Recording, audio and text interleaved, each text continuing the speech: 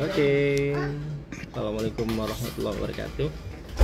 Kita persiapan live untuk acara ITJ bersama nanti Kak Nyo sama Tiara. Kenapa live-nya di akun Tafajil, di akun Aku Cinta Islam? Karena memang akunnya ITJ nggak bisa di-banned, jadi ada masalah ya.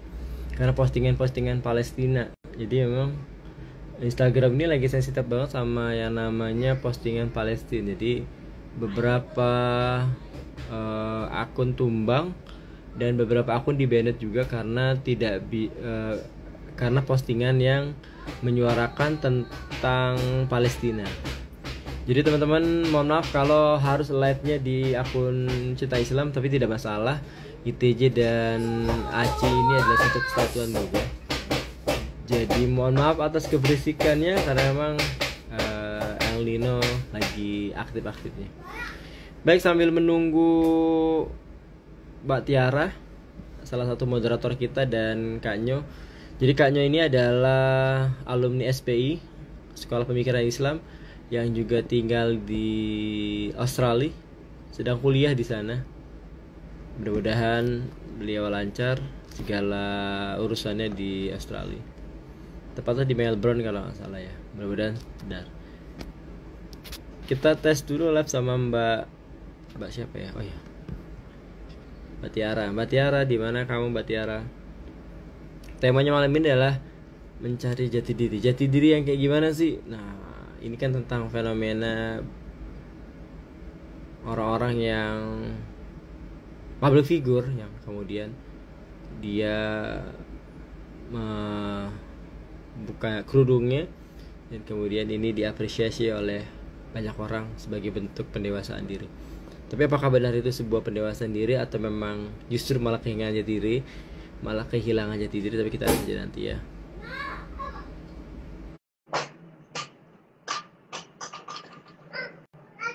Oke, bisa tidak Mbak Tiara? Oh, alhamdulillah. Bisa juga ya. Alhamdulillah.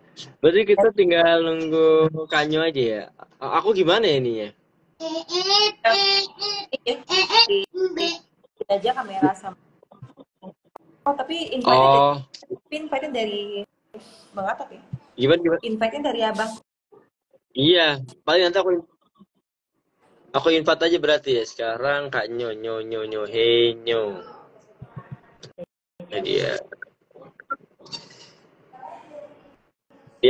Belum nongol ya.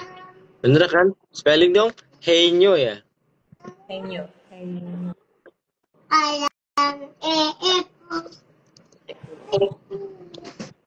Belum ada ya. Oke. Tampaknya belum ada ya. Mbak Tiara sehat? Sehat Bang, alhamdulillah. Alhamdulillah sehat ya. Alhamdulillah sehat semua ya. Benar-benar lagi panas-panasnya cuaca nih, luar biasa. Kita mau kondisi Ini kayak agak delay ya. Delay gitu ya. Bentar Bang, aku coba cari. Aku ditemenin sama El Nino. Nih, salamnya. Jangan ketawa, gak kelihatan kamu. Mana? Oh iya, itu dianya. Jadi nanti saya invite dulu si Nyo, baru nanti muncul berdua aja ya. Itu aja. Bang, ini masih delay? Masih agak delay. Oke, aku coba ini ya. Udah. Enggak, udah better sih, udah lumayan. Yes. Udah lumayan. Kan di Melbourne sekarang jam 11 malam katanya. Kali ketiduran, ngeri juga sih sebenarnya. Bener gak sih? Kita lihat belum ada nih, dia belum nongol. Mas Chandra. Oh, dia nih dia. Oke. Kayaknya sudah muncul. Bentar. Oke. Waalaikumsalam Kak Nyo. Ayo, Kak Nyo langsung saja di invite. nanti biar segera mulai. Aku coba. Judulnya apa tadi? Sorry Tiara. Judulnya apa ya? Terus dia jalan mana sih? Ya. Lagi. Aduh, muncul ini. Bisa dihapus lagi. Ayonya Papa. Tunggu. Aku ini dulu, baru kita nanti keluar. Tenang ya. Iya, kita baru kita main. Biasa jati diri ya. Tunggu dah.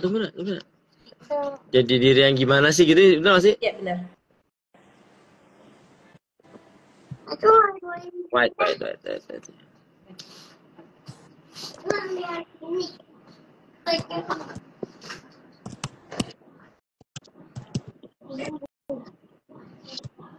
IG live ya. Inggris gue. Sebentar. Oke, tinggal di.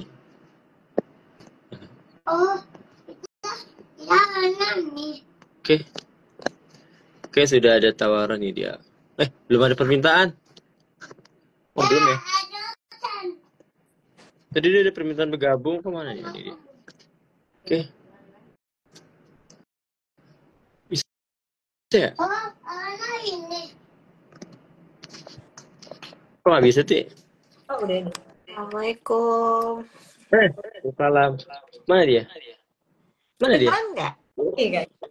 Kedengeran? Gue mesti gimana nih? Langsung Alhamdulillah, bentar. Aku nyeting volume dulu. bisa kan?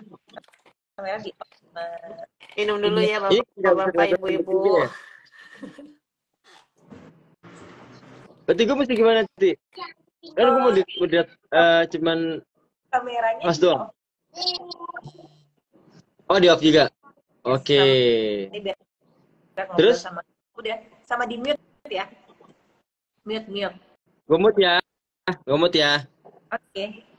Tapi jangan buat. Tapi kelihatan kan nanti? Kelihatan kan ya? Kelihatan kok. Aman. Oke, siap. Oke, lanjut. Oke, makasih, Ti. Sukses berdua ya. Ya. Assalamualaikum. Waalaikumsalam. Assalamualaikum. Kanya. Waalaikumsalam. Delay? Apakah aku delay? Enggak. Aman.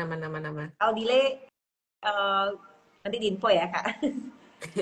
Kak, terima kasih banyak, Kak. Ini sudah gabung nih di live IG Indonesia Tanpa Gel. Pada awalnya kan kita mau live IG ini ya di akunnya, cuma memang ke dulu karena lagi sensitif ya Instagramnya, jadi kita di nggak bisa live gitu. Kayaknya sehat? Alhamdulillah sehat tapi dingin. Di sana masih jam 11 malam ya katanya ya? Jam 11 ya, sekarang 11:03. Luar biasa, udah menyempatkan waktu nih di tengah malam, udah mau dini hari malah menyempatkan waktu untuk Indonesia Tanpa Gel. Terima kasih Kak Nyo. Perkenalkan Kak, mungkin belum pernah kenal sebelumnya atau mungkin pernah tahu ya, atau juga ya.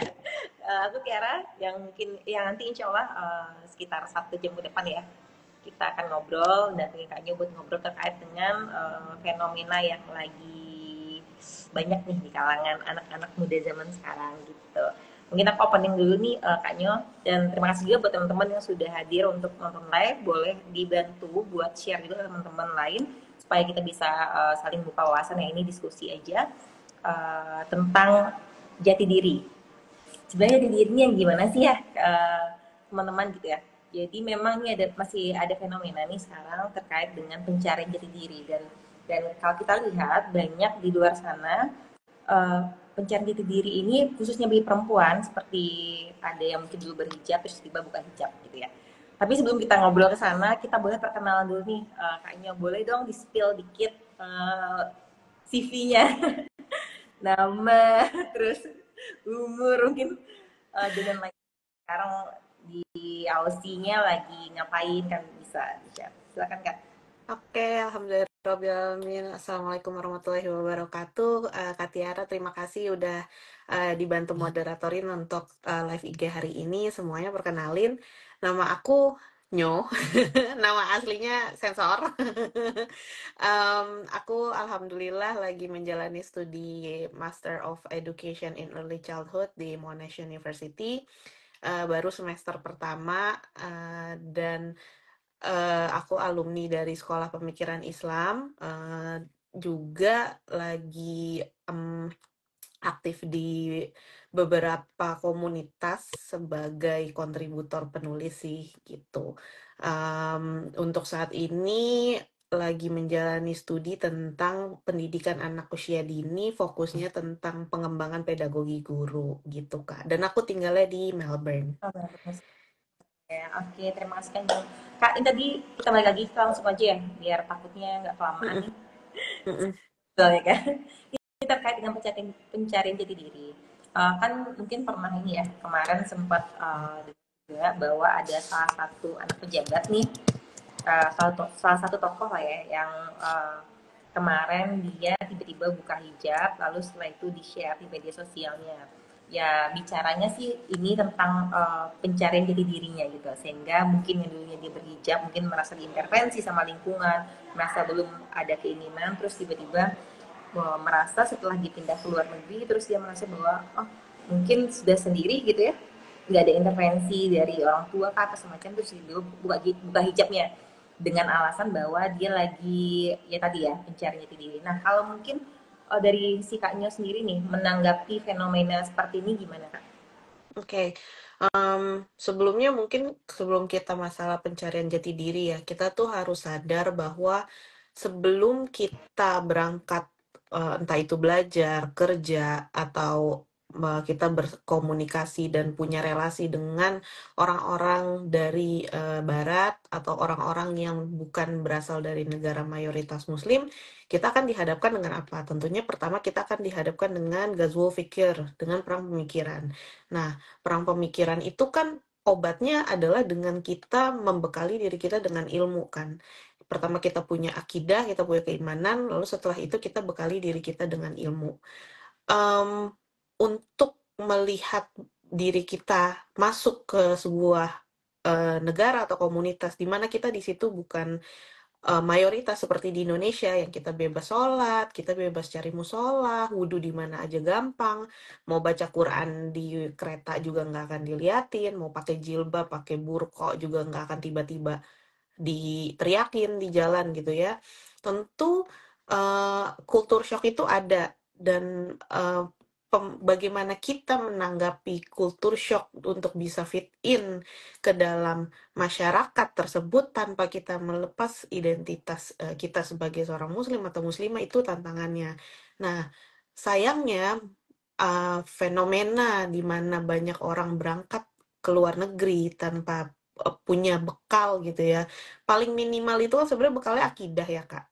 Keimanan dulu. Dengan kita mengimani bahwa apa-apa yang ada di agama Islam itu ada perintah, ada seruan, dan ada juga hal-hal yang mendapatkan pahala, itu akan jauh lebih mudah sebenarnya menjalaninya. Tetapi aku pun juga menyadari bahwa tidak semua orang datang dari lingkungan atau keluarga yang memberikan dia privilege untuk mempelajari Islam sampai ke akarnya, yang mempelajari Islam secara komprehensif dan enggak ngajarin Islam dalam bentuk cuman ancaman-ancaman. Aku kasih ini aja deh, background sedikit gitu ya. Keluarga aku kan mualaf, Kak. Jadi orang tua aku dua-duanya mualaf. Kita datang bukan dari keluarga Muslim yang sepenuhnya Muslim gitu ya. Kita ada yang Kristen, Katolik, Hindu, Buddha dalam satu keluarga itu ada. Nah, sehingga untuk memakai jilbab itu tuh tidak menjadi sebuah perintah yang kita prioritaskan di dalam keluarga aku saat itu. Jadi kita pikirnya kayak ya udah kalau udah jadi muslim yang penting sholat, puasa, zakat, berhaji kalau mampu gitu ya. Tapi kewajiban-kewajiban lain yang tidak disebutkan dalam 5 rukun Islam itu kita nggak tahu bahwa itu sebenarnya adalah kewajiban. Kita tahu bahwa perempuan tuh pakai jilbab, muslimah pakai jilbab, tapi kita nggak tahu bahwa level obligation-nya atau level kewajibannya itu sudah di level yang wajib gitu kan. Nah, sehingga di masa-masa aku remaja, dari aku SMP, SMA, sampai aku kuliah, aku tuh pakai hijab on off gitu. Aku pertama kali coba pakai hijab itu waktu SMP, setelah aku kena bully.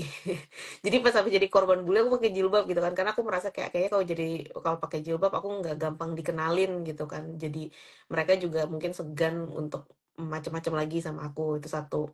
Kemudian, tapi karena alasannya tidak didasari karena pengetahuan tentang agama, jadinya kayak setelah lulus SMP, ya lepas lagi. Dan orang tuaku juga nggak enforcing, nggak memaksa. Karena apa? Karena mereka tidak tahu ilmunya, gitu ya. Masya Allah ya, semoga Allah berikan hidayah bagi kedua orang tua aku dan berikan ampunan juga untuk siapapun orang tua di luar sana juga yang mungkin belum punya kemampuan untuk belajar, untuk mendidik anak-anaknya apa saja yang diwajibkan dalam agama gitu ya.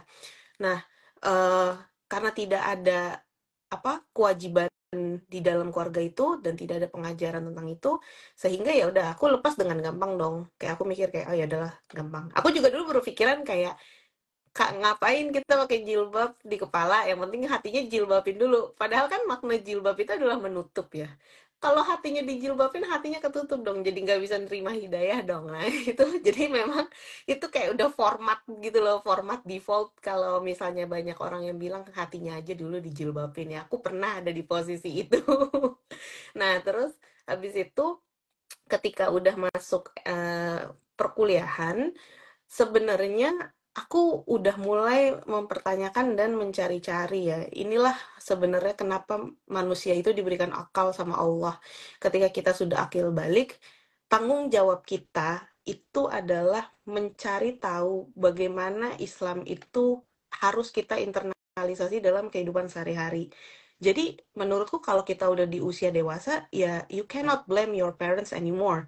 Kita nggak bisa kayak bilang ya orang tua kita kan nggak ngajarin, orang tua kita kan nggak memaksa kita, atau lingkungan kita kan begini-begini. No, semua ada hal yang di luar kontrol diri kita, seperti ucapan masyarakat lah yang bilang pakai jilbab syar'i, ntar kayak ibu-ibu, atau misalnya kalau pakai jilbab syar'i nanti kamu nggak dapat pekerjaan. Itu kan adalah hal yang nggak bisa kita kontrol. Itu adalah hal-hal yang ya sifatnya masyarakat bebas mau ngomong kayak gimana aja terkait opini mereka terhadap jilbab. Tetapi tanggung jawab kita sebagai seorang manusia, dan ini juga dijelaskan di dalam Al-Quran, bahwa kita harus menggunakan akal kita untuk kita bisa mempelajari agama ini. Jadi kita mengimaninya tuh lebih, lebih holistik gitu. Nggak cuman iman, oke, yakin, bismillah, asyhadu alla ilaha illallah wa asyhadu anna muhammadar rasulullah, tapi ketika udah dikasih set of peraturan gitu ya, syariat dari Allah, kita jadi kayak, enggak deh, entar dulu deh, entar kayaknya belum deh. Nah, itu jadinya kita harus cari tahu prioritas syariat yang harus kita lakukan tuh apa aja, dan bagaimana itu akan berdampak terhadap ibadah kita sebagai seorang muslim dan muslimah gitu.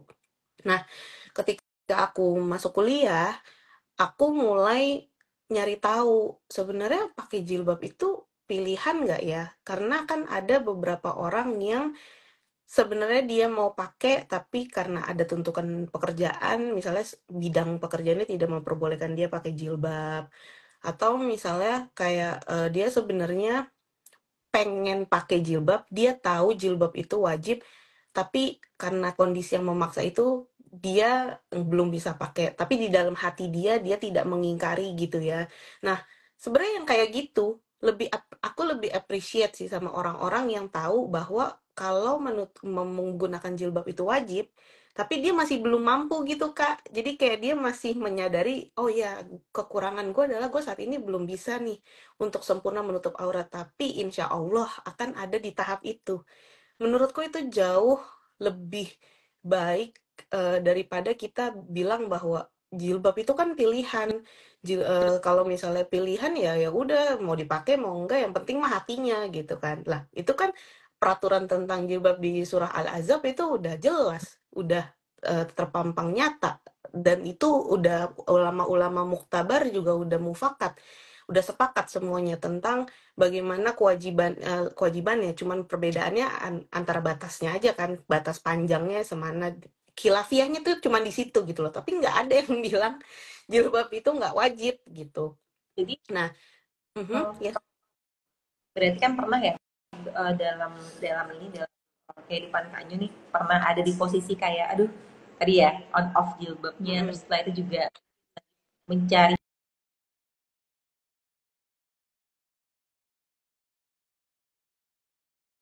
wah udah bener nih fix tadi. Apakah setelah belajar bener-bener atau bagaimana Kak? Oke. Nah, waktu dulu pakai jilbab juga nggak yang langsung syari, Kak. Pelan-pelan, pakainya segi 4, pendek gitu kan. Belum pakai ciput, belum. Belum. Jadi masih kemana-mana tuh, masih jipon. Kalau keringetan sedikit, rambutnya kemana-mana gitu kan. Terus itu masih pakai segi 4. Nah, ada satu momen ketika aku lagi kerja part-time zaman kuliah itu, ada kondisi di mana aku merasa jilbabku ini seperti menghalangi aku. Ini real ya, pengalaman aku ya. Jilbab ini tuh kok kayak ngehalangin gue untuk ikut sosialisasi sama teman-teman gue di lingkungan pergaulan Jakarta gitu. Itu ada momen kayak gitu. Sampai setiap kali aku pengen jalan atau nongkrong sama mereka, aku merasa kayak kok kayak kalau pakai jilbab tuh nggak pantas deh dibawa main sama mereka gitu. Bukan karena jilbab ya, tapi aku merasa bahwa kayaknya kalau aku yang pakai jilbab itu, representasi jilbab itu jadi nggak baik. Jadi kayak kok ada cewek jilbaban nongkrongnya di situ sih, gitulah istilahnya ya. Nah, ternyata once aku udah lebih komitmen terhadap jilbab aku dan aku lebih solid, oh ternyata itu adalah bentuk fitrah kita, dijaga keimanan kita, fitrah kita untuk menghindari hal-hal yang mudorot. Dan ini salah satu yang membantu kita tuh ini sebenarnya. Dengan kita punya pikiran kayak kayaknya nggak pantas deh perempuan berjilbab mainnya di situ. Itu kan sebenarnya salah satu bentuk hati kita yang insya Allah bersih gitu ya. Ada sisa-sisa keimanan di situ kan bilang bahwa itu hal yang nggak benar gitu ya. Tapi dalam proses itu kan mikirnya kayaknya nggak pantas deh main di situ. Nah dari situlah lama-lama aku alhamdulillahnya teman-temanku di kampus yang dari Tarbawi waktu itu, meskipun waktu itu aku jilbabnya on off gitu ya, mereka tahu aku jilbabnya on off, di kampus pakai jilbab, di luar lagi kerja nggak pakai jilbab gitu. Mereka tuh nggak pernah capek ngingetin aku kayak ikut yuk kajian ini gitu. Atau kan kalau dulu di kampus ada yang istilahnya gemar ya, gerakan menutup aurat ya gitu kalau nggak salah. Nah, mereka tuh kalau lagi ada gemar, lagi ada kajian, tetap selalu ngajakin. Jadi ya Masya Allah ya, mungkin mereka itu adalah orang-orang yang dikirimkan sama Allah untuk membantu aku untuk balik lagi ke track yang benar. Jadi dari situlah, dari pengalaman itu aku merasa bahwa kita itu memang adalah cerminan dari teman-teman terdekat kita. Kalau misalnya teman-teman terdekatnya seperti itu, ya udah kita akan mengikuti bagaimana mereka berlaku. Kalau misalnya kita berusaha, at least kita usaha ya, mencari lingkup pertemanan yang baik, itu akan menjaga kita dari hal-hal mudorot yang akan kita lakukan. Makanya ketika aku melihat, misalnya ada fenomena, ini kita nggak ngomongin satu orang ya, nggak ngomongin satu tokoh yang baru-baru ini lepas jilbab, enggak.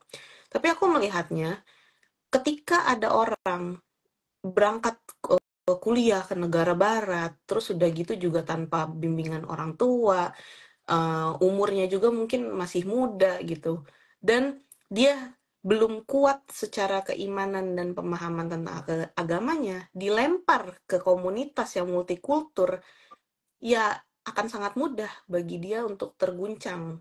Karena apa? Karena dia akan menganggap bahwa identitas yang melekat di dirinya selama ini itu cuman sekedar identitas, bukan sebagai komitmen keimanan. itu Kak. Kalau itu udah dijadikan komitmen keimanan, dimanapun kita berada, jilbab mah nggak jadi masalah gitu. Dan justru itu menjadi penolong kita, barrier kita dari hal-hal mudorot yang jadi kita nggak harus ngejelasin ke mereka. Ada pernah satu kejadian lucu waktu itu lagi ada acara dinner night ya dari beasiswa yang menyelenggarakan belum lama. Terus kan di acara dinner night itu sebelum kita masuk ke makan malam ada sesi ngobrol-ngobrol networking. Nah, itu ada yang bawa champagne, bawa wine gitu ya. Tanpa aku harus bilang, sorry nih, aku nggak minum gitu. Mereka tuh yang kayak udah tahu kalau ini orang pakai jilbab dia muslim gitu. Ya aku langsung disodorinnya orange juice, sparkling water gitu. Jadi sebenarnya alhamdulillah itu sangat sangat sangat membantu untuk aku untuk nggak selalu explaining ke orang lain. Sorry, nggak ini, nggak makan. Mereka di sini yang udah langsung tahu gitu sih, gitu Berarti Kak. bisa dibilang berhijab ini sebenarnya pertama jadi Kak, bukan hanya sekedar identitas kita, tapi sebenarnya kan juga Mm-mm. kita sebagai seorang muslim ya. Terus juga kalau Mm-mm. melihat, kalau mungkin di Indonesia kita lebih kayak cair lah ya, orang berhijab itu udah biasa banget gitu loh, semua orang berhijab. Mm-mm. Ketika pergi ke luar negeri itu banyak culture shock ya, dan ini jadi hijab malah jadi ini ya, jadi pengingat diri, terus juga yang menjadi yang melindungi kita sebagai seorang muslimah malah ya Kak ya. Benar, benar, benar.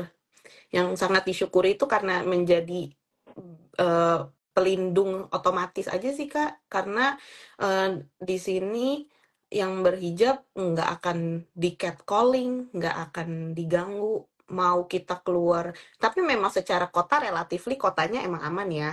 Jadi nggak bisa dibilang, nggak bisa di-compare juga sama di Indonesia. Cuman secara kota ini aman. Tapi karena kita berhijab, mereka kan juga takut ya dianggap sebagai diskriminasi dan rasis ya. Jadinya ya mereka juga nggak yang akibat macem-macem. Tapi pernah ada kejadian, eh kayaknya ya mungkin ini masih gara-gara rame soal pembelaan Palestina ya. Aku lagi jalan di pusat kota waktu itu, aku lagi pakai French kimar yang agak panjang waktu itu. Nah, em, lagi jalan nyebrang lampu merah, itu tiba-tiba kayak ada bapak-bapak paruh baya tuh kayak ngeludah ke aku. Tapi untung nggak kena bajuku ya, tapi aku tahu dia ngeludah ke aku. Tapi kan aku shock, aku kayak cuma nengok. Terus aku juga nggak berani ngapa-ngapain, kayak nggak berani kayak teriakin, wow, what happened gitu. Aku nggak berani. Jadi kayak aku cuma shock, aku nengok, terus aku lihat di situ ada ludah, dia nih ngeludahin aku. Aku tuh kayak cuman ya udah nggak apa-apa jalan lagi karena di sini kita tuh posisinya yang paling penting kan adalah menjaga keselamatan diri kita dulu ya, apalagi kita di sini aku berangkat ke sini tanpa mahramku, tanpa keluargaku gitu, dan aku lagi pergi ke pusat kota, jadi ya sebisa mungkin aku menghindari hal-hal yang sebenarnya aku tahu dia melakukan itu atas tujuan tertentu, mungkin karena dia punya sentimen terhadap ras, terhadap agama, tapi we cannot do much about it. Justru aku memikirkannya lebih kayak, oh mungkin ini ujian dari Allah untuk melihat kuat nggak nih kita mempertahankan jilbab kita di tengah orang-orang yang banyak punya sentimen kayak gitu ke kita, gitu. Oke Kak, berarti kalau dari Kak sendiri nih, kebanyakan ya kalau lihat fenomena-fenomena ya sebenarnya nggak ngomongin satu tokoh aja ya, yang Mm-mm.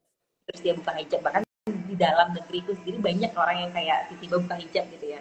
Tapi apa sih sebenarnya Kak bekal yang pertama kalau kita pergi keluar atau ke tempat yang mungkin komunitasnya nggak seperti di lingkungan kita gitu ya, seperti misalnya kita keluar negeri belajar pasti tadi jadi minoritas lah ya, shock culture dari kita yang mayoritas tiba-tiba jadi minoritas.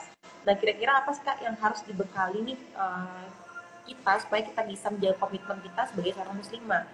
Yang pasti kan kalau muslimah berpakaian ya, dan berpakaian mungkin berhijab dan lain gitu. Apa sih Kak yang paling harus kita pegang nih, yang harus kita bekali dulu di diri kita? Oh, yang paling penting itu sebenarnya kan kita berproses dalam keimanan tuh nggak bisa sendiri ya. Kita tuh pasti butuh guru, kita butuh komunitas, butuh teman-teman yang at least kalau kita punya teman-teman yang soleh, ketika kita lagi futur, kita jauh, ada mereka yang bisa narik kita lagi gitu kan. Nah, sama kayak di sini, ketika nyampe, aku aku selalu berpikir hal pertama yang aku lakukan adalah once aku nyampe di sini, nyari komunitas muslim. Terserah mau komunitas muslim Indonesia, mau komunitas muslimnya yang international student, terserah. Karena kalau nggak ada komunitas muslim, kita jadi nggak tahu ya informasi gimana sih cultural relation muslim dengan masyarakat di sini. Terus kita juga butuh info-info soal makanan halal ya kan. Habis itu juga tempat sholat, dan komunitas muslim ini juga yang insya Allah akan menjaga kita. Kalau misalnya kita kangen kajian, kita kangen ngumpul sama teman-teman sesama muslim. Aku di sini di Monash itu ikut organisasi namanya MIIS, Monash Indonesia Islamic Student Society. Dan kita itu rajin ada kajian, ada tahsin di Masjid Westall di Clayton. Eh, dan itu sangat-sangat membantu sih, selain untuk membantu ngurangin homesick ya, itu juga kayak ngebikin happy karena oh ternyata muslim tuh ada di mana-mana. Yang penting kita mau cari komunitasnya untuk bantu pegangin kita. Apalagi kan di negara multikultural kayak gini kita minoritas, kita tuh pasti akan ada lah ya nemuin orang-orang yang nggak suka dengan praktik kita beribadah gitu. Mau itu levelnya kecil atau besar, tapi pasti ada yang seperti itu. Nah, gunanya komunitas muslim itu untuk menjaga kita, menguatkan kita, membantu kita kalau kita ada masalah yang berkaitan dengan SARA, itu sangat membantu. Itu, Kak. Oke, berarti benar ya. Lingkungan juga satu hal yang sangat mempengaruhi kita ya. Apalagi kayak Mm-mm, kita mayoritas ketemu sama lingkungan nggak bener aja bisa ikutan nggak bener. Apalagi kita di minoritas gitu ya. benar. Sama yang mungkin tidak sesuai sama ini kita akidah kita, terus mungkin bisa jadi tertarik ke sana juga. Berarti gitu ya kan. Mm-mm. Benar kalau kita lebih baik kalau dulu ada pepatah yang kita harusnya berteman dengan yang jualan parfum biar Parfum. ya, Kalau kita berteman dengan penjual parfum, kita akan ketipa baunya. Kalau kita berteman dengan penempa besi, kita akan tercium bau asapnya. Ya itulah beneran aku rasain di sini. rasakan kita mungkin jauh dari mayoritas lah ya, sebagai jadi minoritas mungkin jadi lebih kerasa oh sebenarnya gimana sih jadi muslimah ini, tantangan mungkin kita memegang keimanan kita, komitmen kita dalam beribadah gitu ya kayak. Jadi mungkin itu yang membedakan ketika kita mungkin di Indonesia karena di mayoritas enak. Kalau di Indonesia kan udah enak banget tuh, mau berhijab mau beribadah udah lancar. Oke Kak, Benar. terkait dengan masalah fenomena ini juga, ini ada pro dan kontra ya. Dalam artian, pasti kan ini jadikan nih peluru nih bagi orang-orang yang mungkin yang kayak pro sama feminisme gitu ya. Wah ini kan udahlah jangan dihujatkan gitu. Kalau misalnya kemarin kita melihat ada beberapa yang tadi itu ya contohnya gitu. Terus buka hijab terus diumumkan di media sosial bahwa ini sebagai apa ya, sebagai pencarian jati diri dia, lo ada pro dan kontra pasti ya kan terkait dengan orang-orang yang mungkin bicara bahwa ini adalah haknya dia gitu kan. Ini kan sebagai wanita dia berhak terhadap tubuhnya, mau ngapain, berpakaian apa dan lain. Nah ini juga di banyak platform juga jadikan bahkan sebagai hijab ini kan bukan apa ya, bukan kewajiban gitu, bahkan ini dibilang sebagai ini ya, sebagai apa ya, apa adat adat ya kalau saya bilang ini kan Kultur. dari Arab gitu ya.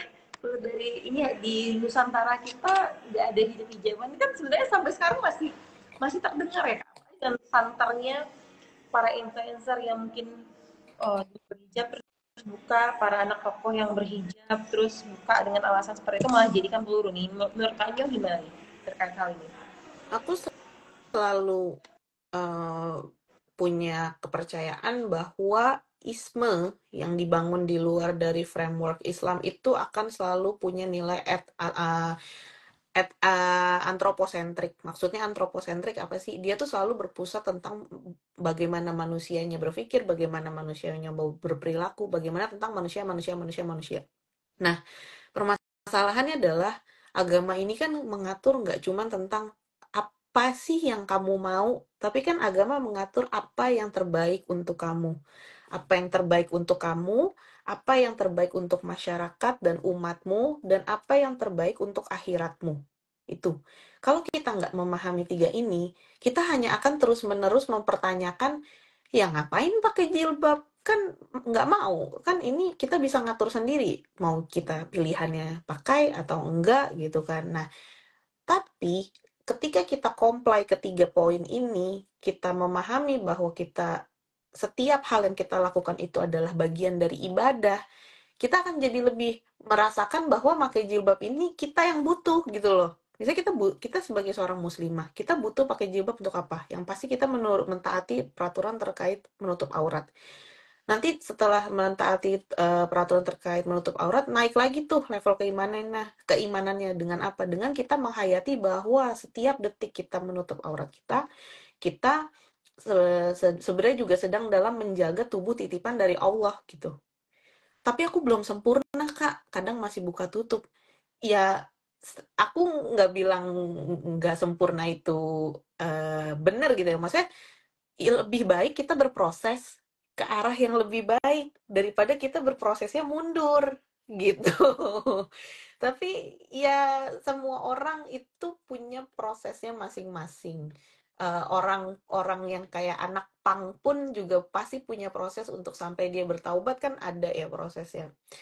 Yang penting adalah jangan sampai kita meyakini pandangan kita itu yang lebih benar daripada syariat. Kita meyakininya nanti jangan-jangan, udahlah pakai jilbab nggak wajib, orang gue merasa itu juga nggak penting, itu hanya masalah kultur, itu hanya masalah budaya. Toh di beberapa budaya ada yang jilbabnya lehernya kelihatan, ada yang jilbabnya gini-gini gitulah ya. Tetapi kalau misalnya kita masih punya perasaan nih di dalam diri kita, di hati kita, kita tahu nih, salah nih kalau nggak pakai jilbab, salah nih kalau menutup auratnya nggak sempurna. Itu menurutku jauh lebih baik sih, karena rasa resah di dalam hati itu nanti yang pelan-pelan menuntun kita untuk terus berproses jadi lebih baik lagi untuk ngikutin syariat. Seperti yang aku alamin dulu. Karena kalau aku nggak punya keresahan itu, keresahan bahwa untuk aku tahu pakai jilbab itu wajib, tapi aku belum bisa ngejalanin, kayaknya aku nggak bakal pakai jilbab sampai sekarang, karena aku mikirnya kayak ya udah itu kan pilihan gue ya, nggak usah lah gue pakai jilbab gitu. Kak, ya di era informasi yang lumayan terbuka ini ya kita kan bisa melihat nih terkait di pro dan kontra itu kan banyak tuh pasti kan netizen ini banyak yang pro dan kontra juga. Nah mungkin tadi ya terkait dengan keresahan. Menurut Kak Nyo nih pesan nih buat misalnya adik-adik di luar sana gitu ya yang memang lagi jadi cari jati diri nih lagi bimbang antara ini gue pakai nggak ya atau enggak nih atau kayak tadi ya ini kan kayaknya nggak kewajiban deh, apalagi mungkin dengan bacaan-bacaan atau referensi yang tidak tepat ya, banyak dari kita sekarang baca mungkin sesuatu hal yang nggak tepat akhirnya punya mempersepsikan sesuatu secara nggak benar gitu. Nah kalau misalnya ada mungkin teman kita atau adik kita yang mungkin berada di posisi kayak gitu, apa sih yang harus kita sarankan dan mungkin bicarakan dengan mereka dengan mungkin kegoyangan mereka dengan jati diri atau pencarian apa sih yang benar dan apa baiknya buat mereka sebagai seorang muslimah dan sebagai seorang perempuan gitu. Berkatnya gimana ya? Oke. Aku memberikan saran ini berdasarkan apa yang aku alamin aja ya, Kak. Jadi kan selama aku proses on off pakai jilbab di kampus itu, teman-teman tarbawiku tuh kan baik-baik banget ya. Mereka tuh bener-bener yang kayak merangkul, kayak ayo datang aja kajian, nggak apa-apa belum pakai jilbab gitu. Tapi kan kayak rasanya freak banget datang ke kajian tarbawi tapi waktu itu belum pakai jilbab gitu kan. Nah tapi mereka tuh merangkul, tetap sering ngingetin, tetap sering ngajakin kalau ada kajian, meskipun saat itu aku masih belum sempurna menutup auratnya. Dari situ aku berefleksi sih bahwa mereka tetap menyampaikan apa yang benar yang disampaikan, bahwa menutup auratnya wajib gitu. Mereka nggak sugar coating dengan bilang nggak apa-apa kok, jilbab itu pilihan, jilbab itu bisa nanti-nanti, enggak. Mereka benar-benar bilang bahwa jilbab itu kewajiban. Tapi how they deliver the message itu yang aku suka sih, dengan cara mereka pelan-pelan nurturing aku, tuntun uh, aku punya pertanyaan apa mereka jawabin. Nah, jadi mungkin saranku adalah ketika teman-teman atau adik-adik nih ya, adik-adik nggak tuh, adik-adik ada di lingkungan yang sebenarnya kalian pengen pakai jilbab, tapi let's say lingkungan kalian belum memungkinkan untuk berhijab secara sempurna, tetap paksa diri kalian, as in paksa untuk praktis pakai jilbabnya. Kalau belum sempurna, perbaiki lagi setiap harinya. Kita aja pengen setiap hari itu kita jadi versi terbaik dari diri kita, meskipun hanya 1%. Ya udah, jadikan itu juga, apply hal yang sama, prinsip yang sama ke jilbab kalian. Setiap hari ingin pakai jilbab yang lebih baik selama 1%. Misalnya, hari ini pakai jilbabnya cuman di kampus, ntar nongkrong main sama teman buka jilbab. Oke, besok coba seharian nongkrong sama teman, jilbabnya dipakai. Ada perubahan nggak? Kalau misalnya tiba-tiba temen kamu berubah ketika kamu pakai jilbab dan nongkrong sama mereka, misalnya kayak, ah nggak asik loh, nggak bisa diajak nongkrong ke sini, ah ribet, ah ini. Bukan kamu yang salah, bukan. Itu adalah memang kamu nggak tepat bermain bersama mereka. Itu aja sebenarnya. Dan semakin besar, kan kita semakin memahami ya bahwa kita tuh nggak harus selalu submit terhadap keinginan circle tertentu gitu ya. Kalau kita punya prinsip dan mereka nggak fit in sama prinsip kita, ya udah berarti ya emang kita nggak cocok gitu loh untuk temenan, untuk jalan bareng, atau mungkin sekedar kenal aja. Nah, itu satu. Terus kedua, misalnya hari udah pakai jilbab nih, tapi aku baru biasanya jilbab segi 4. Ya udah nggak apa-apa. Oh, mungkin besok kamu mau tambah dengan pakai baju yang lebih longgar, pakai tunik atau pakai kulot yang lebar, nggak pakai celana jeans lagi, pelan-pelan. Nanti dari situ bertransformasi lagi pakai rok tapi masih pakai atasan. Ah, ntar habis ini mau nyoba pakai yang segi 4 agak panjang gitu. Ntar lama-lama sampai ada di titik kita merasa nyaman juga ya pakai jilbab syar'i ya, kayak lebih satset gitu, lebih gampang. Nah, kalau udah di titik itu PR-nya yang lebih berat. Gimana cara mempertahankan kita tetap berhijab syar'i in any conditions? Itu kan yang susah sebenarnya. Jadi kalau udah di titik itu, tugas kita adalah mencari orang yang sama-sama mau menguatkan kita untuk mengingatkan, ingat pakai jilbab itu untuk apa? Untuk diri kamu, untuk kesenangan diri melihat diri di kaca, untuk kesenangan pasangan misalnya suami, atau untuk comply kepada perintahnya Allah. Berarti memang yang paling tertinggi adalah ketika memang kita komitmen nih dengan perintah Mm-mm. Allah gitu ya, dan kita memang mengimani itu mungkin yang kayak membuat benar-benar jadi mau di kondisi apapun kita jadi kayak ya sudah gitu ya, ini toh juga sebagai bentuk perintah dan kewajiban kita sebagai muslimah gitu ya, karena memang wajib hukumnya gitu, bukan Bener, bukan culture lagi, bukan budaya, bener. tapi itu ya mungkin banyak adik-adik kita di luar sana dan teman-teman kita juga masih ada mungkin yang masih ragu gitu. Cuma tadi ya kayaknya bahwa berarti kita sebagai mungkin temannya, kakaknya atau orang tuanya mungkin lebih merangkul ya. Tidak malah menakut-nakuti atau mungkin menekan kali ya kayaknya. Kalau misalnya masih ada dalam proses mencari jati diri lah seperti itu. Nah Kak Nyo, kalau di Kak Nyo sendiri nih apa perbedaan paling mendasar ketika mungkin dulu Kak Nyo lagi on off sampai sekarang nih? Sekarang kan udah syar'i gitu ya dan tinggal di luar lagi gitu. Apa yang paling mendasar dan kenyamanan apa sih sebagai mungkin seorang muslimah yang membuat wah ternyata bener nih perintah Allah nih kayak gini nih membuat kita nyaman gitu. Boleh diceritain nggak Kak Nyo? Awalnya aku pikir, em, aku nggak bisa berteman dengan salah seorang tertentu gitu ya, atau aku nggak bisa kerja, atau aku nggak bisa beraktivitas karena jilbab aku. Awalnya aku udah pikiran kayak gitu.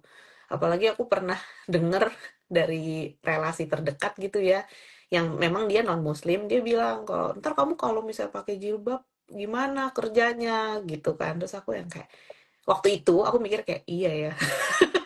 Itu aku sempat mikir kayak, iya ya gimana ya nanti kerjanya. Nah, ketika pelan-pelan pakai jilbabnya lebih konsisten dan mulai lebih komit, jadi bener-bener untuk menganggap bahwa jilbab ini udah kewajiban nih. Ini kalau wajib nggak dijalani kan dosa gitu ya. Di situ perubahan yang aku rasakan adalah aku jadi nggak lagi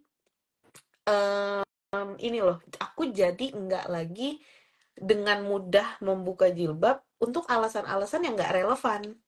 Karena apalagi alasan kita buka jilbab selain kita lagi di rumah mandi sama mahram kita gitu loh, karena kan itu udah kewajiban, keluar ya harus pakai, dalam kondisi tertentu harus pakai juga, misalnya ada tamu dan lain-lain. Nah, yang menjadi titik poin paling besar itu adalah aku jadi memahami bahwa jilbab itu bukan penghalang. Nggak pernah aku sedetik pun sampai sehari ini ya, aku merasa terhalangi dengan aku pakai jilbab. Aku datang ke acara keluarga udah mulai nyaman pakai jilbab, mereka ternyata nggak ngejudge lagi gitu.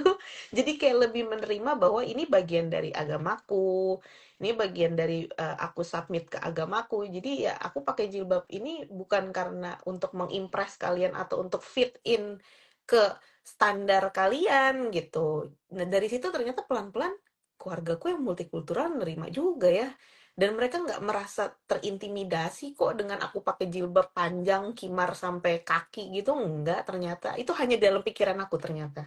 Terus waktu itu ketakutannya apa? Kerjaan, ya kan? Ah, bisa nggak ya kerja di skalanya internasional atau nasional dengan kondisi jilbab panjang?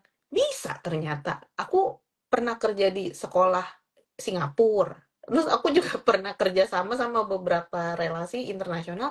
Ternyata it's all fine, nggak ada masalah. Jadi dulu kenapa ya aku merasa bahwa jilbab itu kayak penghalang untuk melakukan ABCD. Ternyata itu hanya di dalam pikiran aku aja.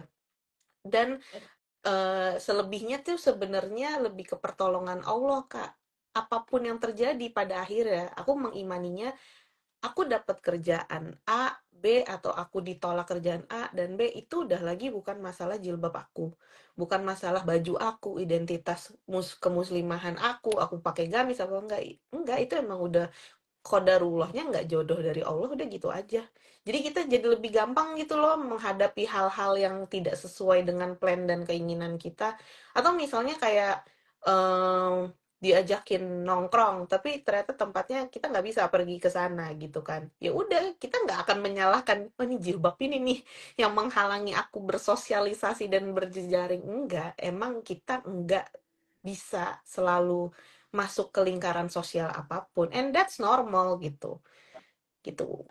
Ya, nggak berhijab pun misalnya ya, mungkin sebelum Mm-mm. pasti ada lingkungan yang kita bisa masuk, ada yang kita bisa yang nggak bisa Hmm, masuk gitu, yang nggak cocok sama kita. bener bener. Kan pakai aja ya. Terus juga apa tadi ya, bahwa hambatan dan ketakutan itu kan cuma di pikiran aja berarti ya kak ya. Nah kalau di sana Aussie sendiri ada hambatan nggak kak dalam berhijab gitu kan? Kan tadi ya kalau kita ngomong hambatan, di sini banyak yang takut, aduh nanti nggak bisa bersosialisasi, nanti kerjanya nggak oke. Padahal nih Kak Nyo nih dengan yang syari udah nyampe di Aussie nih, ada nggak sih Kak hambatan-hambatan yang maksudnya yang gimana gitu karena hijab atau Hambatan kayak nggak ada deh Kak hambatan so far. Atau karena kemarinan itu aja yang acara ikut dinner sama international students, ya smooth-smooth aja sih, nggak ada yang tiba. Oh, waktu itu lucu, kita lagi excursion, lagi jalan-jalan kelas. Waktu itu aku belum mulai kuliah, baru mulai prep aja. Kita jalan-jalan nih sekelas. Kan kelas di kelasku tuh ada orang Vietnam, ada orang Filipin, ada orang Papua Nugini, terus ada banyak lah ya multikultur gitu kan. Nah, em, ada satu temanku dari Vietnam, waktu kita lagi jalan-jalan ke museum, dia cewek by the way, dia nanya gini, tapi nanyanya sopan banget, bukan untuk merendahkan ya, dia beneran nanya karena penasaran. May I ask you, is this the way you dress gitu? Is this the obligation in your religion gitu kan? Ya udah aku jelasin. Oh iya, ini kalau di agama gue pakai jilbab terus pakai pakaian tertutup itu apa namanya emang kewajiban. Tapi kalau lu lihat teman-teman lain yang berjilbab di kelas kita mungkin ada yang belum bergamis atau jilbabnya belum panjang, ya itu memang ada beberapa perbedaan pendapat di situ. Oh, so but you have to cover your hair gitu ya. Dia intinya kayak jadi lu semua harus tetap pakai jilbab buat tutup rambut ya. Iya, yang wajibnya obligatednya kan tutup rambutnya. Cuman mungkin beberapa temen yang kamu lihat ada yang masih pakai celana, ada yang masih ini ya, they still processing with their journey gitu. Terus dia yang kayak, oh that's nice, gitu sih. Jadi kayak apa ya? Di sini karena kotanya multikultural juga, jadi mereka respect sama kita, sama atribut keagamaan kita tuh respect. Tapi ada nggak kejadian pernah dirasisin ya? Ada aja, pernah. Dan menurutku di mana aja itu mungkinlah terjadi, nggak cuman di sini, bisa jadi di negara manapun ya kan? Ya nggak usah jauh-jauh lah, di Indonesia juga masih banyak. Makanya. Hal wajar kan. Tapi apa sih kak, maksudnya dengan kakak berhijab gitu ya, kan udah berhijab syari gitu. Teman-teman mungkin yang berbeda dengan dari kita gitu ya, apa sih ini mereka mungkin pendapatnya mereka, apakah dia melihat oh hijab tuh, tadi ada yang bertanya kan, tapi mungkin ada pengalaman yang kagum mungkin dengan hijab atau seperti apa gitu, teman-teman yang berbeda budaya gitu ya, dan juga Paling sih kalau orang-orang lebih ke ini aja sih. eh Mereka ngeliatin, tapi nggak berani nanya. Tapi mereka ngeliatin terus senyum, nodding gitu kayak gini. Terus aku yang kayak, oh oke, mungkin mereka takut nanya karena takut merasa pertanyaannya menyinggung ini ya, menyinggung isu SARA ya. Padahal mah kita sebenarnya kalau ditanya mah tanya aja gitu, nggak ada masalah gitu. Cuman ya aku paham di sini kan yang SARA itu menjadi isu sensitif ya. Jadi mereka juga beberapa mayoritas menjaga agar tidak ada perkataan yang kiranya itu memantik konflik SARA. Jadinya ya mereka tahu aja. Aku pun kaget loh waktu nyampe sini banyak yang pakai niqab, ternyata anak-anak undergraduate tuh anak-anak S1 yang asalnya dari Pakistan, yang asalnya dari mana dari Palestina juga ada beberapa mahasiswa Timur Tengah di sini dan mereka pakai niqab jalan keliling kampus. Terus aku yang kayak, oh ya udah berarti sebenarnya di sini mah fine fine aja pakai kayak gitu. Cuman memang dalam kondisi akhir-akhir ini ya lagi ada kasus, kita kan lagi ada beberapa kampus yang encampment untuk mendukung Gaza itu kan. Di Melbourne itu ada di University of Melbourne sama di Monash. Nah, memang lagi-lagi agak tegang, apalagi belum lama kejadian di Sydney itu ada kasus penusukan 2 kali gitu. Dan yang ditargetkan oleh berita tuh adalah komunitas Muslim. Sehingga ya beberapa kali kita dikasih warning sama komunitas Muslim di kampus untuk ya hati-hati, be aware gitu. Bisa jadi ada orang yang nggak suka punya sentimen rasis atau SARA, tiba-tiba kita diapa-apain. Nah, kejadiannya ada juga nih waktu bulan Oktober apa November kemarin tuh belum lama yang setelah 7 Oktober di Gaza. Di sini ada salah satu burger chain di daerah utara tuh di dekat-dekat Coburg namanya Burger Tory. Yang punya Burger Tory itu orang Palestine dan dia nih aktif menyuarakan tentang Palestina sejak kejadian 7 Oktober sampai sekarang. Waktu bulan November atau Oktober, toko dia tuh dibakar, dilempar bom Molotov, hangus gitu. Jadi ya kita memang di sini rasanya aman dan di sini bebas ya mau pakai jilbab, mau pakai khimar, pakai niqab. But the precaution is there. Karena balik lagi, ini bukan di Indonesia. Di Indonesia aja kadang kita merasa tidak aman. Apalagi di negara yang kita bukan mayoritas, kita minoritas di sini. Jadi praktis untuk cari balance, mengamankan diri sampai kita tetap komitmen untuk pakai jilbab syar'i itu yang harus pinter-pinter. jadi ya kayak tadi ya bahwa jelas hijab gitu, berhijab ini kan udah kewajiban kita sebagai seorang muslimah gitu, mencari jati diri ya wajar-wajar saja, cuma mungkin tadi ya kayak mencari jati diri ya kita pegang ke lingkungan-lingkungan yang mungkin bisa mengingatkan kita ya, itu yang paling juga kayak berarti memang intervensi lingkungan dan pengaruh lingkungan ini besar banget sih Kayaknya gitu ya. Dengan apa? Baik kita di mayoritas maupun mungkin kita di lingkungan yang minoritas. Kak, boleh Kak pesan nih bagi mungkin di luar sana orang-orang yang bangga nih mempertanyakan syariat berhijab, ya kan? Ada pesan nggak Kak? Atau mungkin ada sedikit saran mungkin, nasihat mungkin buat teman-teman yang masih mempertanyakan gitu, apa sih berhijab, kenapa dan ngapain gitu. Hmm, untuk teman-teman di luar sana, kalau aku bisa kasih saran yang paling utama dan paling urgent itu adalah please dimanapun kalian berada, mau kalian studinya di Indonesia atau di luar negeri, tolong tetap belajar eh, akidah dan deketin diri kalian ke komunitas Muslim, mau itu komunitas Muslim internasional atau Indonesia.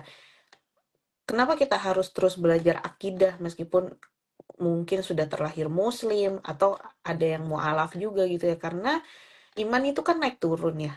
Dan kalau kita imannya lagi naik, kita harus manfaatkan momentum itu untuk tambah lagi level atau standarnya dinaikin lagi.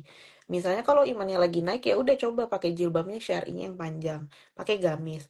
Nanti ke imannya lagi turun gimana dong? Lagi ragu, lagi banyak galau-galau gini. Cari lingkungannya, cari kajiannya, deketin diri terus, cari terus ilmu. Karena kalau misalnya kita berhenti nih dengan pemahaman kita yang masih segitu-gitu aja karena kan kita harus terus mencari agama kita memperkuat keimanan itu tuh kayak kita apa ya belajar aja kan nggak bisa sekali selesai gitu kan apalagi ini belajar hal yang kita akan ibadahkan seumur hidup gitu loh.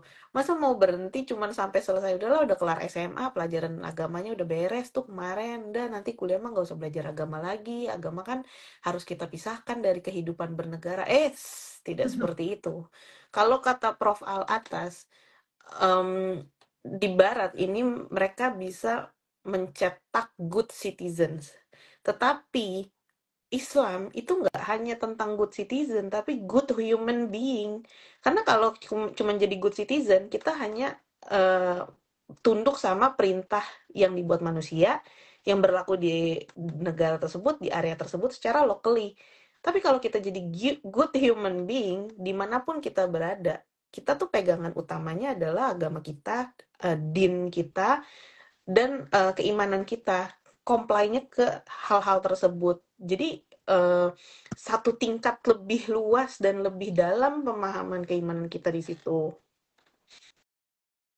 Berarti memang poinnya jangan berhenti belajar ya, karena memang ya kita beragama ini kan berproses akan beriman. Kita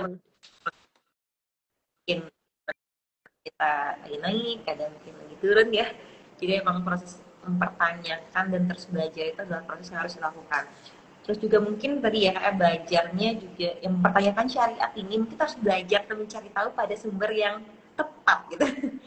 Jangan banyak orang yang mempertanyakan ya, mempertanyakan syariat berhijab, tapi beberapa yang aku lihat juga nih teman-teman yang bikin statement terkait dengan hijab ataupun terkait dengan kayak tadi ya tentang feminisme gitu ya, referensi yang mereka ini bukan hanya kurang tepat tapi tidak tepat sehingga mungkin punya kesimpulan-kesimpulan yang sebenarnya salah gitu. Dan mungkin itu sih, jadi teman-teman yang masih mempertanyakan cari tahu dan mungkin membandingkan ya Kak, membandingkan benar-benar dengan sumber-sumber yang gak hanya satu sumber gitu.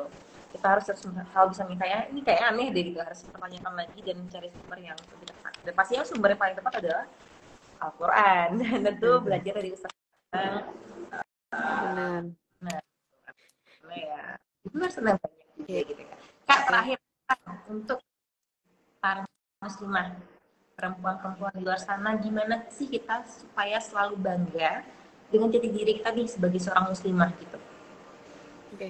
Aku nambahin sedikit yang tadi sebelum lupa. Jangan sampai kita belajar atau mencari tahu hal-hal terkait agama kita itu untuk mencari pembenaran. Karena yang kita cari itu adalah kebenaran.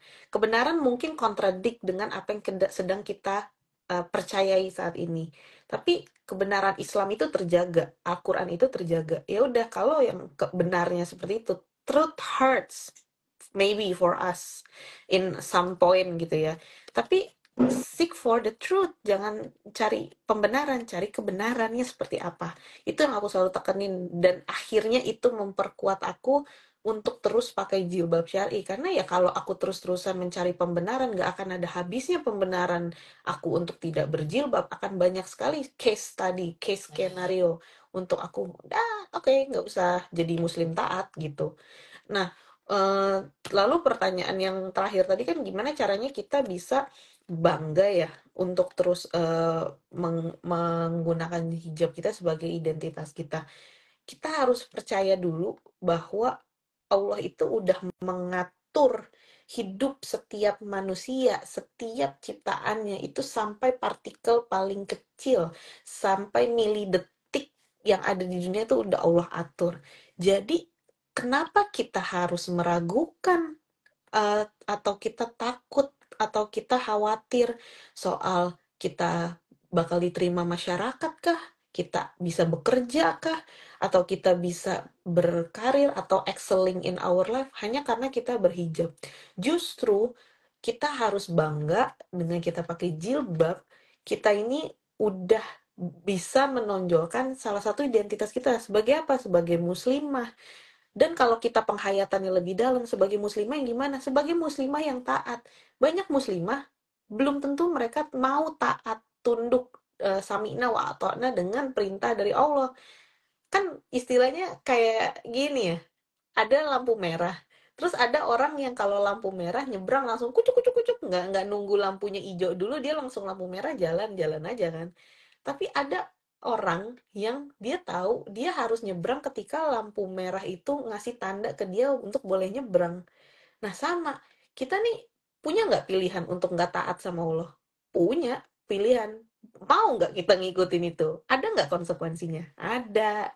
Nah itu, apakah kita mau terus-terusan mengikuti pilihan kita dan mendapatkan konsekuensi berupa dosa?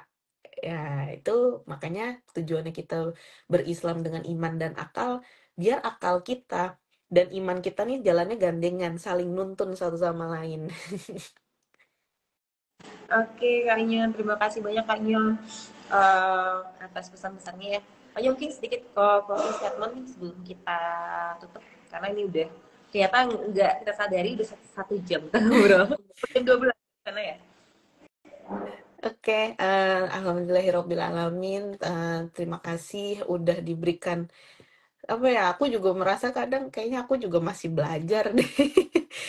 Kadang I don't feel fit in untuk preaching masalah ini gitu ya, tapi di satu sisi aku pengen berbagi aja sih pengalaman aku, karena kan banyak orang yang kalau misalnya lagi dalam proses on off jilbab terus dinasehatin sama orang yang berhijab, mereka merasanya bahwa lu kan nggak mengerti posisi gue yang tidak datang dari keluarga berprivilege agama, ngajarin agama. Oke, I'm gonna tell them there is a case, yaitu aku. Ada kasus seperti aku yang datang dari keluarganya mualaf, terus juga pengajaran Islamnya baru aku dapatkan dengan aku cari tahu sendiri gitu ya. Sehingga apalagi excuse yang mau kita lakukan. Sedangkan kita sebagai orang yang sudah akil balik diberikan kewajiban untuk menggunakan akal kita untuk berpikir mencari kebenaran. Oleh karena itu, untuk teman-teman di luar sana yang mungkin masih struggling dengan proses berhijabnya, jangan mundur ke belakang, teman-teman. Kalau bisa, paksa diri teman-teman tuh untuk terus pertahankan atau maju ke depan dengan proses jilbab itu sendiri. Karena percaya bahwa semua yang ada di hidup kita itu udah Allah atur. Kita keterima kerja, keterima kuliah, dapat jodoh seperti apa, itu bukan perkara kita pakai jilbabnya syar'i atau enggak gitu. Tapi itu adalah jilbab itu adalah bentuk kita taat, comply dengan aturan dari Allah. Jadi ya mudah-mudahan teman-teman yang masih berproses diberikan kemudahan, diberikan juga semangat, dan terus apa istilahnya, apa sih bahasa Inggrisnya tuh, grit gitu ya, rasa tekad gitu loh untuk terus menjalankan perintah ini secara baik dan menjadi lebih baik setiap harinya. Oke, Baik Kak Nyo. Makasih banyak, aku juga dapat banyak insight dari Kak Nyo sendiri ya, terkait berhijab, terkait dengan kita sebagai seorang muslimah gitu. Ini udah 1 jam. Kayaknya mungkin harus kita akhiri juga karena di sana juga sudah mulai mau dini hari ya. Biar Kaknya juga bisa istirahat juga. Kaknya terima kasih banyak Kak atas waktunya gitu, yang sudah memberikan mungkin banyak apa ya, banyak pandangan baru lah buat teman-teman mungkin ya, terkait yang masih mencari jati diri atau mungkin yang ada sekitarnya teman-teman kita atau lingkungan kita juga masih dalam kondisi ini. Mungkin bisa tadi ada beberapa hal yang jadi poin terkait lingkungan, terkait bagaimana kita merangkul teman-teman kita yang masih bingung lah gitu ya, bingung. Mudah-mudahan ini jadi amal kebaikan juga buat Kak Nyo. Amin. Amin ya robbal alamin. Doain. Selalu ya, mudah-mudahan lancar Kak Nyo. Terima kasih banyak Kak Nyo. Mungkin kita bisa akhiri. Assalamualaikum warahmatullahi wabarakatuh. Terima kasih banyak buat teman-teman juga yang sudah hadir. Waalaikumsalam warahmatullahi wabarakatuh. Ada pesan juga dari ini, dukung terus dakwah dari Indonesia Tanpa Hijil. Boleh nanti ke rekeningnya, boleh dicek ya ke Instagram Indonesia Tanpa Hijil nanti, dan bisa konfirmasi untuk transfernya DM ke Indonesia Tanpa Hijil gitu. Oke Kaknya, terima kasih banyak. Aku izin untuk end dulu percakapan itu. Next kita bisa ngobrol lagi. Terima kasih Kak Nyo. Sama-sama. Sehat terus. Makasih Mang Gatse. Assalamualaikum warahmatullahi wabarakatuh. Waalaikumsalam warahmatullahi wabarakatuh. Makasih Kak Tiara. Makasih banyak semua teman-teman.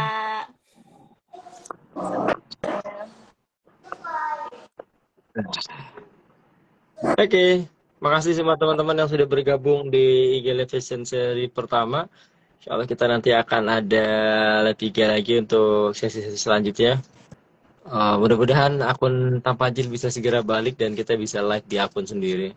Makasih Kak Tiara yang sudah menyempatkan waktunya. Sehat terus, sukses, dan semoga Allah senantiasa memberikan keberkahan untuk Kak Tiara dan keluarga. Oke, teman-teman, terima kasih juga yang sudah bergabung. Jangan lupa follow akun @tampahijil dan dukung terus Indonesia Tanpa Hijil. Dan doain kita biar segera bikin kajian offline dan online secara serius. Makasih buat semua. Salam Indonesia Tanpa Hijil. Assalamualaikum warahmatullahi wabarakatuh. Waalaikumsalam Terima kasih Kak Tiara. warahmatullahi wabarakatuh. Assalamualaikum. Ini ya.